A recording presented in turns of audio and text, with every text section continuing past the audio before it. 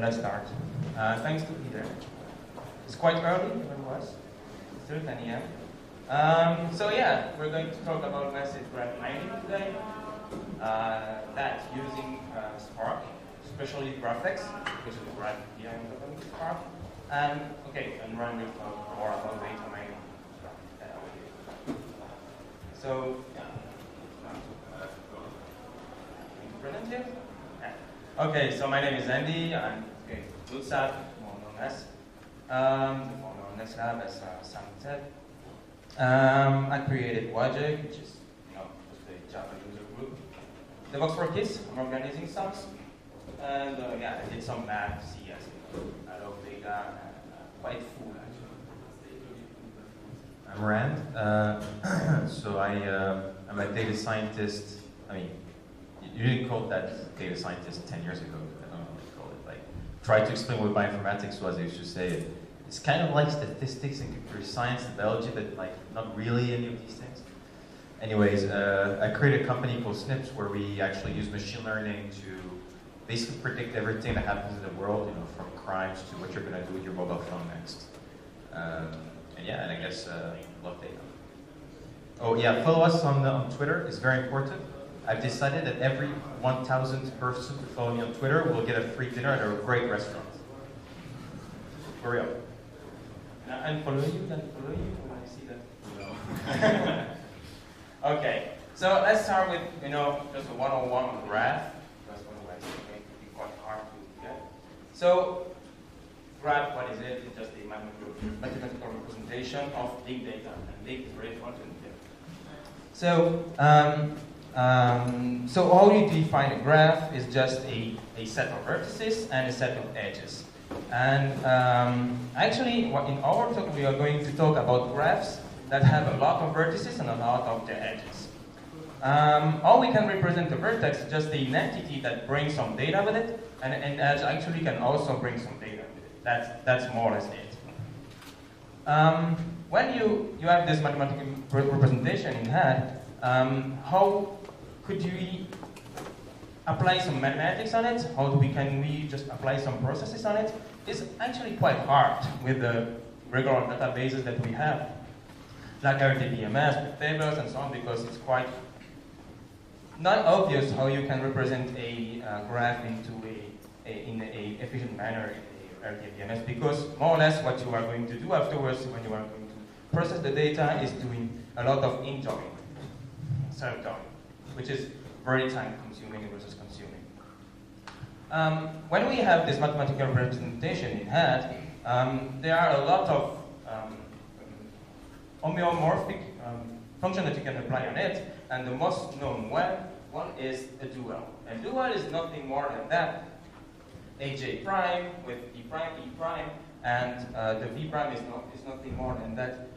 Just the edges in the vertex in the graph J, and the edges of J prime are the vertices of G.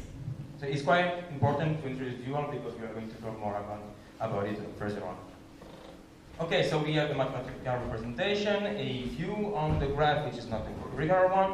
So how could we represent the graph into, let's say, a memory? Memory, what we can have is something like an adjacency matrix, which is simply the rows are nodes, the columns are nodes, and one means that there are edges between I and J. So nothing really new there, but now that we have these graphs in hand, we are going to try to process them in an efficient manner. For that, we're going to use GraphX, which is a layer on top of Spark, but now just a 101 on Spark. Sorry, not a 101 on there. Spark is just, the main concept is an RDD.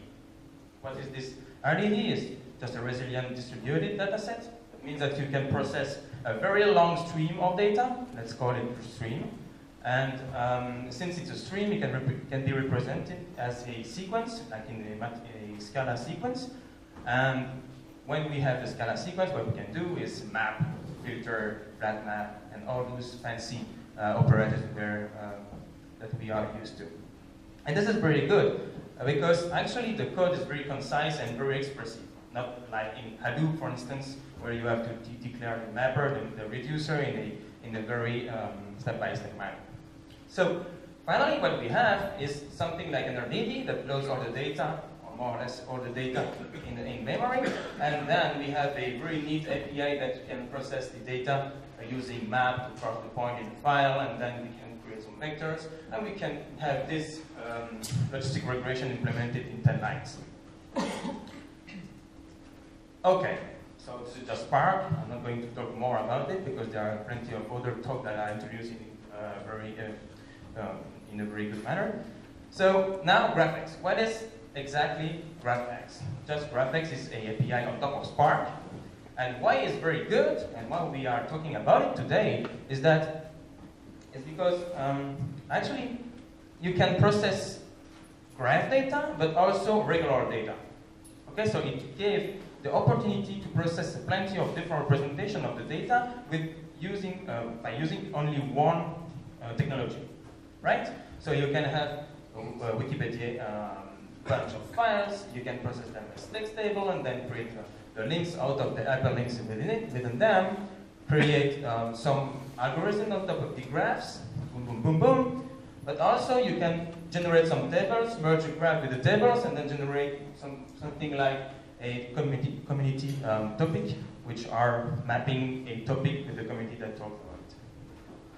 And how it is very different from the classical stacks, or pipeline to be more precise, is that when you are using Hadoop-based, let's say Hadoop-based technologies, you have to load the data in one technology, apply an ETL on it, then another round to create a subgraph, finally load it into PageRank, compute the data in a parallel manner, and then you have to drop it into a I table and then process them.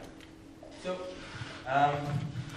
actually you have already three technologies that you have to pipeline them, and also you have to do some regression, which is quite hard because you are again introducing technology linkage, let's say. Okay, so this is in a nutshell, what is GraphX. But how could we interact with our data? GraphX is just a graph representation of the data, and for the graph representation of the data, you have to declare what are your vertices and what are your edges. That's it. But you know, vertices, you can have gazillion of data for the vertices. So it's an RDD. It must be something that cannot fit into your memory, right? So your vertex RDD is nothing more than that, an RDD of vertex ID and VD. Okay, vertex ID is nothing more than that, a long, and this VD is the bag that is bringing the VD. Edges, it's an RDD of edge. Edge is what? Source, destination, and data bag, with a crappy as instance of, by the way. This translates into this, okay? And why I'm showing this? Because vertices is, okay, it's quite obvious that it's this data with some data bag. Edges is that, but what we are going to process more are the triplets. And triplets is just a agglomeration of node and edges. So what provides GraphX to us for processing the data? And so now we just saw how we deal with the data, how to declare the data. Now we are going to see how we can process the data themselves. So we just saw what is a graph, it's just vertices and edges, and now we have this very important function in it. We have map, we have map on the RDDs themselves, but we have this function there, and this function is what MapReduce triplets is dealing with the triplets, that is aggregating the data and the edges. And what you can do there is just sending messages to the neighbors of a vertex. So you have this edge triplet VD ED that returns a iterator of VD. And so that means that you are going to tell the algorithm which vertex ID will receive what. And what it will receive is a A. And the A have to be associative So you have to have kind of monolith, if you like, in order for a vertex to agglomerate all the data that it has received in the previous step. And what it returns is just another vertex additive of A, because now we can reuse the edges of the previous graph and include this vertex there to have a brand new graph with the data that we just computed. Okay, so that was the classical operation. We have this high-level one, but we have plenty of different, let's say, algorithms, in a sense, that can compute the degree, which is the number of edges that a vertex has, the in degree for the incoming edges. We can collect the neighbors, we can join some vertices, it's very important, and we can also pick a random vertex there. Anyway, this is quite mid-layer operators that you can apply on a graph. But the most important one is Petrella. Who knows about Petrella? Okay, good enough. And I say this is the function declaration, but actually we are going to talk a bit more now about it. Okay, PageRank and Petrella. You know, everybody knows about PageRank, right? So who doesn't know about PageRank? No one. That's cool. Actually, we all know that it's our friend, because actually, based on that, we can use Google in an efficient manner to, research about R script. We get something about R, and not, I don't know, RC is maybe more regular. So, how PageRank can be interpreted? PageRank is something that computes the importance of a node in a graph. Okay? So actually what it is analyzing is not the nodes themselves, but the links that are connecting the nodes with the other. And the bottom line of a PageRank is that in-links are very important, okay? And in-links from important nodes are more important than the others. So there is like a recursion, how to compute the importance of a node, because you have to know the importance of the connected node. So it's quite hard, actually, and the mathematical representation we'll see after. But in a glance, what we can have is a plenty of nodes connected, and we can have something like this. This guy has only one out edge and one in edge, but it's very important. Why? Why? Because it's connected with a node that has a very high PageRank. It has one outlink and only one in-link to this. That means that this guy here is not losing information by having a lot of outgoing links. That's important. It doesn't lose information. So another representation of PageRank is that we can represent this as a drunk guy walking down the edges and the graphs, landing in some nodes, okay?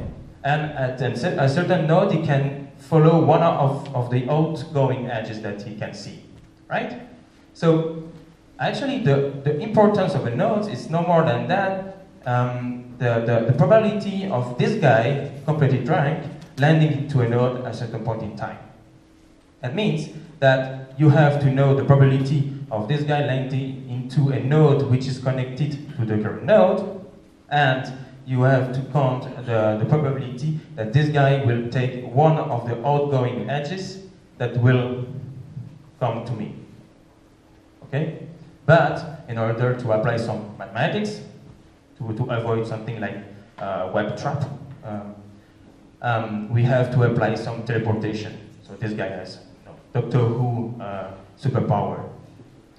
And how to represent it in mathematics is just a regression, as we just saw. So the new ranks is the application of the multiplication of a certain matrix, which contains all the outgoing in-links and the teleportation applied to the previous PageRank vertex. That means that this poor iteration is very tough to implement into a distributed environment. Why? Because we have to decompose the matrix and so on in order to apply small part of the data of the matrix to small part of the edges of the PageRanks. So it's quite hard. It can be approximate, but it's hard. However, there are opportunities for us to use GraphX to compute this. So rather than having the algebra being applied into the distributed environment, we are going to reshuffle the algorithm in order to use GraphX, which enables us to send messages into the connected nodes. Okay, for that, Petrella. Some of us would know about it, but I'm going to give some insights in Petrella because it's, again, important. Google, again, like all the important papers these last 10 days. So Petrella is what? It's just a PSP.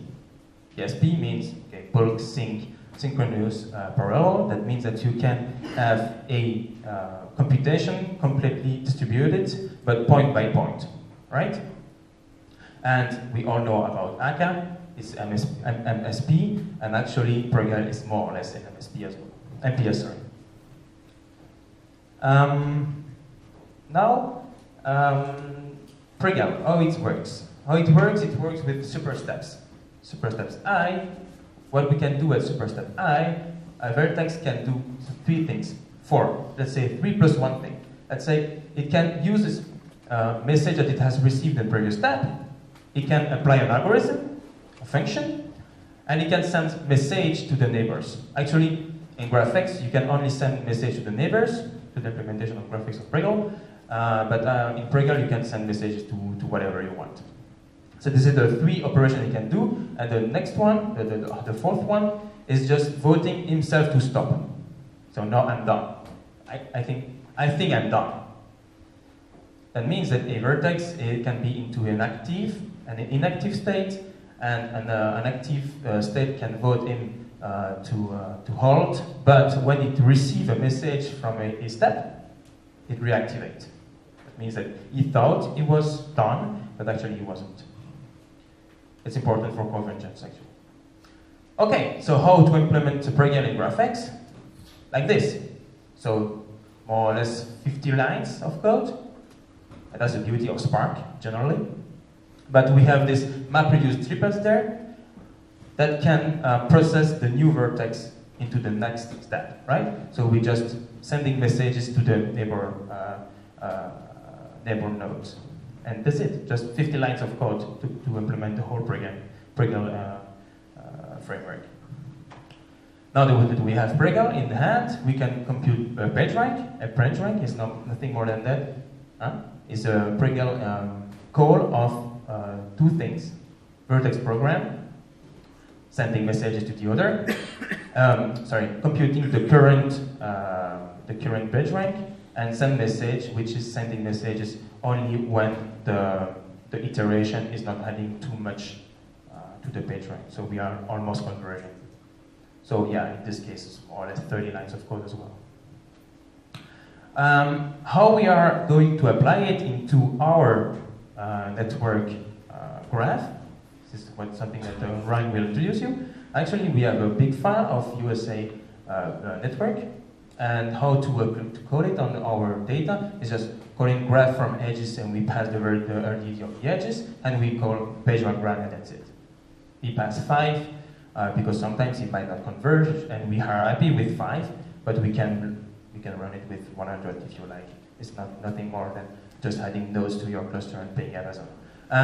So this is all. Just calling run on PageRank, then you can have several operator like min max to have the min and the max of the PageRank.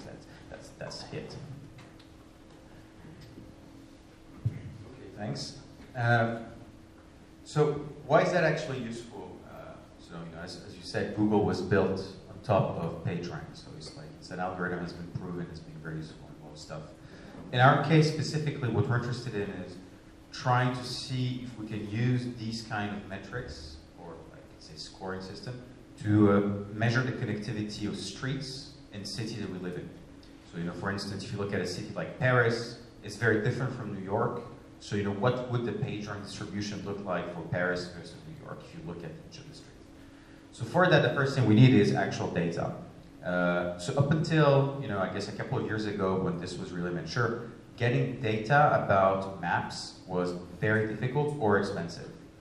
So there's a project called OpenStreetMaps that started 10 years ago that is now actually producing more quality data than Google Maps, which enables you to just like download essentially every single node about a city and do whatever you want with it for free. Everything node with data. I think the whole world can actually fit in BusGs or something like that. So it's like it's pretty neat. So this is what it basically looks like. So when you look at it, what you have is, well, a map, and it has lots of interesting things like building footprints and everything. But specifically for us, in our case, we're not interested. So the natural representation of a city as a graph would be to take the intersections as the nodes and the streets as the edges, right? So this would be like the most obvious way to represent it. This is not what we're interested in. What we're interested in is the dual of that, and basically, oh, sorry, I forgot that slide. Yes, so it's a graph. So what we're interested in is actually taking not the intersections, but something that we call the section. So we're basically taking the pieces of streets between two intersections as being the base unit of space that we're using. So for example, instead of calculating distances between two places, we're going to calculate the number of turns, as in the number of intersections you're going to be passing by. And when you think about it as a human, this is a lot more intuitive, because when you're walking down the street, what does 200 meter mean? Because you cannot just pass through a building, right? So it's actually more useful to think about it in terms of it's 2 streets away, or it's like 2 turns away. It's like that kind of stuff. So this is what we're doing here by doing this. So basically what you do is essentially take the dual of your graph of streets, so that you end up with a graph of edges connecting intersections. Does it make sense? And the way that we basically calculate this is OpenStreetMap has something that they call ways, and they're basically just coordinates representing the streets. So what we do is we basically take that data, process it, and turn it into a graph of sections, essentially. So the data set, we took about 80 cities. So we did not take the entire US, because initially we're trying to do something, and well, we couldn't make it work. So anyways, that's the thing. We took 80 cities, so that's about 3 million edges. So when you take this definition of like pieces of streets, you've got 3 million of them out of 80 cities.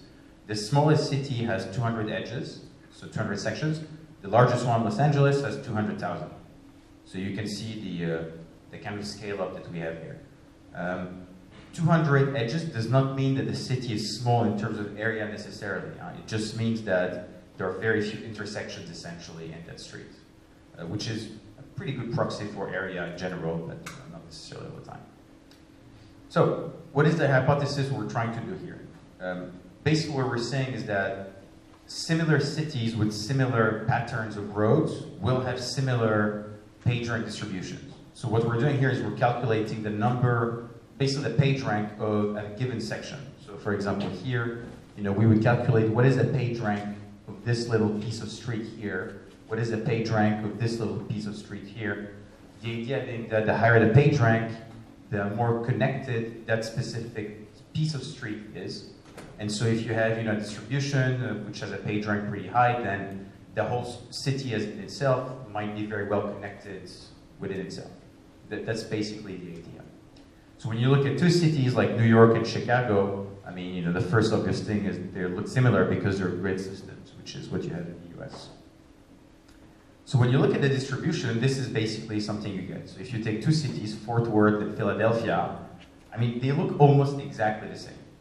So if you just looked at it this way, so if you just took the PageRank as calculated by your graph algorithm, you would get very similar distribution. So you might be tempted to say, oh well, these 2 cities are actually very similar, right? So they must share some kind of property.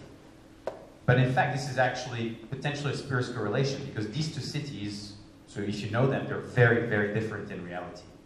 Maybe that there is a problem with the fact that we're using PageRank in the same way for both of them. Instead, what you want is normalizing PageRank by basically the size of the city. Because what we notice is that the actual average PageRank is correlated to the size of the city itself. So you need to take that into consideration.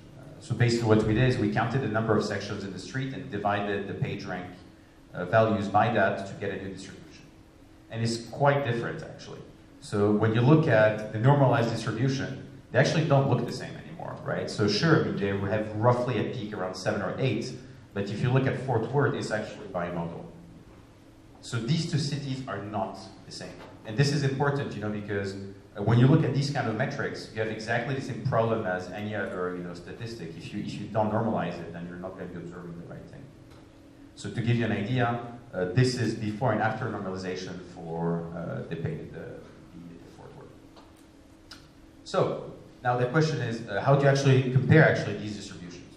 So there are plenty of different ways to compare distributions, but I thought this one might be a funny one. So recently I've been doing a lot of stuff on information theory, and there is essentially well, it's not really a metric, it's almost a metric, but anyway, that basically allows you to compare two distributions and measure the loss of one distribution compared to the other. So typically what you would use it for is analyzing things like compression, so how much information is lost by compressing something. But here, really what you're measuring is what is the difference in information between the two distributions we created. So in these cases here, if we wanted to compare Fort Worth to Philadelphia, that would basically give you a number in bits. Well, in this case in nats, but it's just so the formula is very simple, which is also one of the reasons why I wanted to use it. It's very trivial essentially. Once you create your histogram of page rank, basically what you do is you bin it into whatever you want. So in our case, we binned it into 100 bits, and you essentially compare the the frequency observed in one distribution for one city to the one for the other city, take the log of that sum, take the probability. And you get something very interesting. So you actually get, for example, a very diverging cities in the case of Dallas and Seattle, which is exactly what you would expect, because in the case of Seattle, it's like super regular, like it's a perfect grid, right? So it's like perfect squares, exactly the same size, same number of streets coming in. If you look at Dallas, which is a little bit more organic, you've got a lot of these squiggly little things like we have in Europe. So if you compared, for example, Seattle to Paris, the divergence would be even bigger.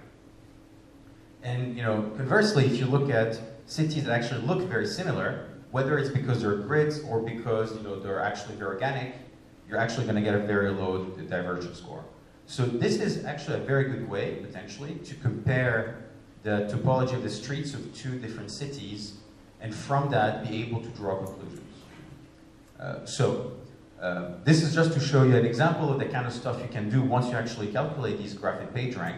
And we've been using this for a bunch of different things. For example, in this specific project, we've actually used a lot of different coefficients of connectivities of the street, like what is the actual topology of the intersection. So instead of just looking at the page rank, we looked at things like what happens if there is 4 streets incoming into this specific street.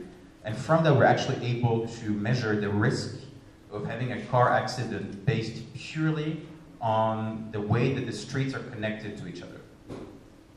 And as it turns out, it's actually super correlated. So specific types of connectivity will increase the chances of you having a car accident.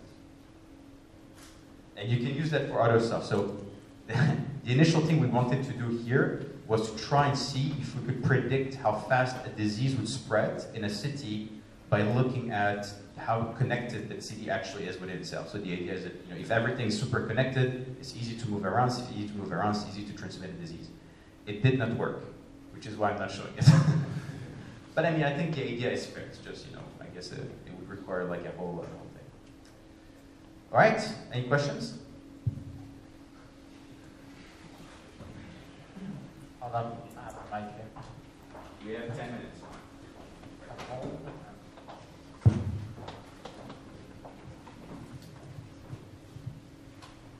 So we've done some graph analysis, which we could have done quite easily, because 200,000 is quite a small graph. I was interested when you said roads, because we're actually processing, the United States navigation, like that, on one computer in a traditional, well, not matrix view, but type of objects type of graph. So at what point is it actually worth doing it in this sort of GraphX Spark type environment, other than it makes it easy to program?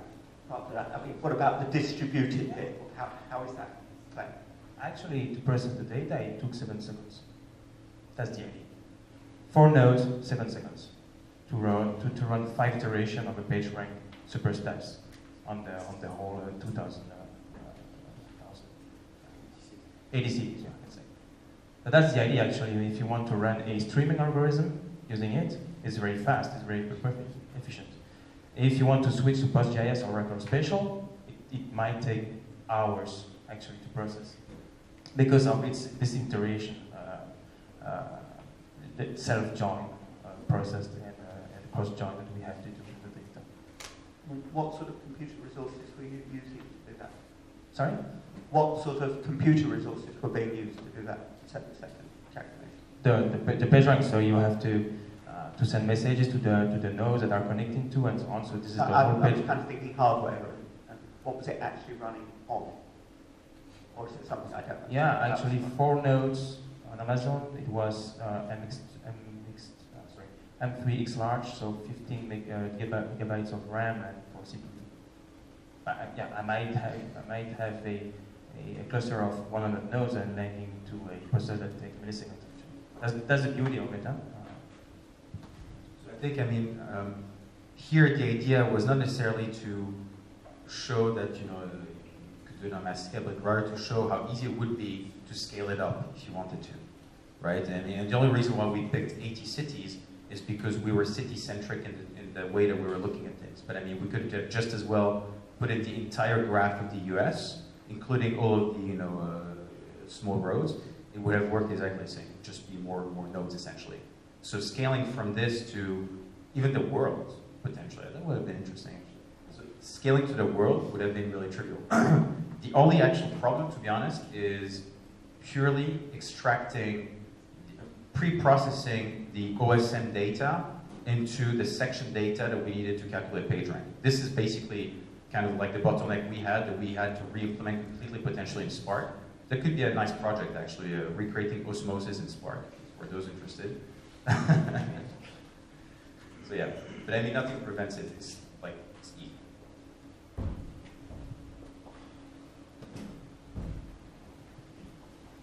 My question is about the use of PageRank in your problem. What teleportation means in your case, because there's no teleportation, like not in like in the web that you can change to other pages. Here I don't see that. But there is. It's called the tube, the metro. It's kind of a teleportation. You're going underground, right? And appearing in other street. I'm joking. When you want to mine data about flu, for instance, the flu can cross the Earth. So most of the people are running into the streets, they are walking up the streets, using the tubes and so on, but also the air is important. So this is how we can interpret the interpretation in this case. Any other question?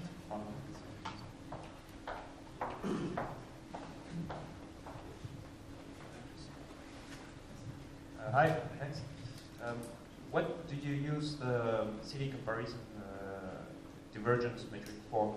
You showed examples where you can predict the risk of having a car accident. But the comparison itself, is it any use in real applications?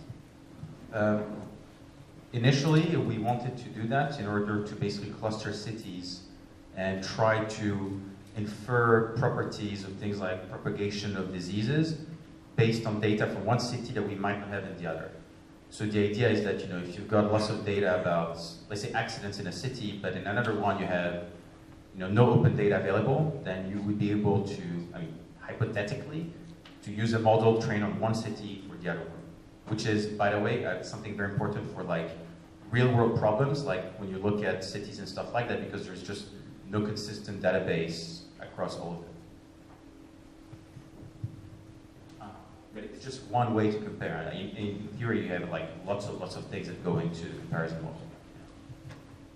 Yeah, I might have missed this in the beginning. Who did you do this for, or was this just for yourself? Which part? The analysis of the cities, or? Yeah, I mean, this is just for fun. I mean, so. Great, yeah. It's actually some of the stuff we do at my company. We basically try to model context for everything that happens that the people do, and that was one of the projects we're interested in, modeling the risk context you're exposed to when you're driving your car, which makes sense for like self-driving cars in these days, for example. That was the initial thing, but when Andy and I talked about it, we were like, well, maybe we can do like a GraphX thing on top of it. Okay, so it is related to services that you sell, but you haven't used the same technology for it. Oh yeah. I mean, I can actually show it's running live on some production servers. I mean, you can actually do things like you can use the output of the risk model to predict what is the optimal route to go to work, for example, with minimizing the risk of having a car accident, that kind of stuff. Any other question? What if your data becomes popular and everyone starts avoiding the risky roads? How can you adapt your analysis? Okay, so I was really expecting to talk about this. I was we're going to talk about Spark. I'm sorry, Ryan, can you repeat the question? Yeah, sorry. What? What? Can you repeat the question? Yes, so the question was, what happens if everybody starts avoiding those streets, right? So one important thing, so I didn't really explain how that thing works. It's not just based on connectivity, right? It's based on lots of different things. It doesn't really matter because this is independent of the driver up to a certain limit. So this model here is measuring the risk of a car accident for a individual driver. So of course, if there is lots and lots and lots of traffic, it will actually change a little bit the distribution, but most of the time, 90% of cases, it doesn't make a difference. So I can actually tell you that's not going to be a problem for this problem. But generally speaking, if that is an actual problem, I would not give you the raw information. Instead, what I would do is give you a suggestion of a place to go and spread out the load in whatever infrastructure I have. To add on this, the thing is also efficiency. If we have a stream of the data coming using Waze, for instance, we can recompute it, this output, and resend the data saying, okay, now these roads I can expect as well. So get out of there. Question?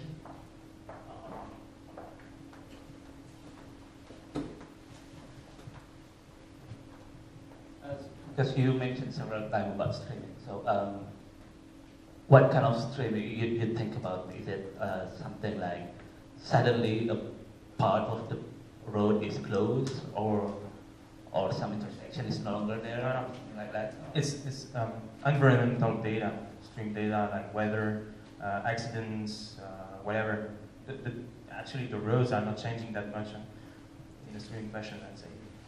So the idea is to include environmental data and accidents. For instance, in this case, it would be very interesting to have a stream of the accidents that are coming along. And in that case, you will recompute the PageRank of everything. PageRank is one of the metrics that we use in this model, right? And what we wanted to show is how it is easy to use it. Because afterwards, what you can do is run a machine learning algorithm on a single machine based on the input of PageRank. PageRank can be one of the input, but computing the PageRank itself can take hours, for instance. Right, that's the idea. Yeah, that was actually the idea initially for trying to predict the spread of the disease. What we were trying to do was essentially bin the PageRank distribution into 100 bins, right? And each of these bins would be an input to, let's say, whatever support vector machine, and the output would be the disease spread. Any questions? Okay, I have a question. Sorry. Yes. Actually, two questions. You chose to go with PageRank, for example, for this example. Was there another way to do that, for instance? What, sorry? Another way to actually do that, moving something like a simple prediction, learning to run programs. So actually, in fact, I mean, in this particular model, we don't just use PageRank. We also looked at things like centrality, betweenness, all these different things. It's just PageRank seems to actually be a better, a more accurate measure of connectivity than most of the other ones we looked at. Okay, and sorry. Yeah. The idea was also to use the community. Might be interesting as well, because limiting the cutoff can be interesting because if we use the code intents and so on and so on. but we didn't use it. You just go to GraphX. There's another engine actually in Spark, Bagel. Did you try that one? Bagel, yeah, it's in the deprecation progress. Yes, but it's important to GraphX, right? Yeah, indeed. Yeah. They're changing the way Bagel is implemented, actually, for instance, and how they are processing the data. For instance, I didn't talk about it, but how they are partitioning the data, which is very important in graph environment. And they switch from splitting the edges than cutting the nodes, so the nodes are duplicated. So thinking like a process. Yeah, exactly. So that's why they try to implement Prego by sending message only to the neighbors. Why? Because the partition on the node is very centric, it's very connected. So if you enable the user to send message to nodes that are very far away, it's going to reduce the efficiency of the algorithm. So they try to avoid that. Even though you can do it, Prego itself doesn't allow it. Okay. Any more questions? Okay, guys, thank you.